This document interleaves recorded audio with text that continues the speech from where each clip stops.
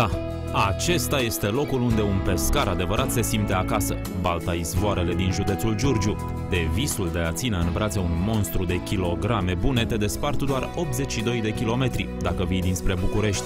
De pe șoseaua București-Alexandria, în dreptul stației Peco de la Ghimpați, facem stânga pe un drum care nu ne creează probleme. Trecem de Schitu, iar la ieșirea din comuna Vlasin facem la dreapta pe lângă pădure. Trecem de Valea Bujorului și gata, am ajuns în Izvoarele.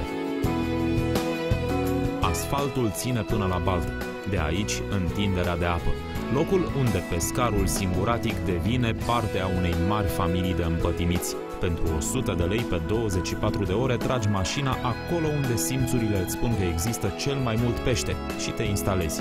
Îți pui cortul, umbrarul, îți instalezi grătarul din timp că, vorba aia, are Balta pește și intri în rândul lumii. Te așezi alături de confrații care oricum îți vor spune că până la venirea ta au prins cel puțin jumătate din peștele Bălții. Dar având în vedere luciul de apă, care are o lungime de 2,5 km, o lățime de 90-130 de metri, ce să zici, undeva acolo se află și peștele la care visai.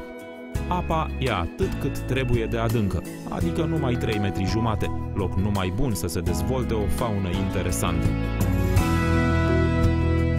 Odată sculele instalate, arunci și aștepți fără grijă.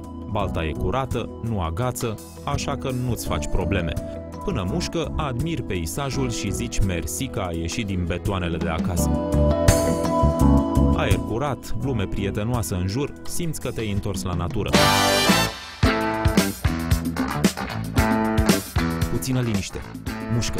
A mușcat. Din prima, din a doua, din a treia undițe. Parcă nu mai ai timp să-i tragi afară. Iar odată scos peștele, ai devenit erou. Pozele de grup, distracția generală.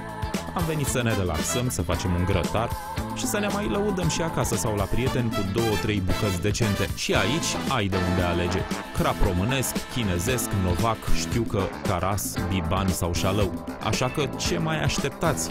Puneți mâna pe telefon, sunați-vă câțiva prieteni împătimiți de pescuit sau măcar curioși să vadă cum se prinde peștele și pe cai, și în mașină. Ne vedem la Izvoarele, fir întins!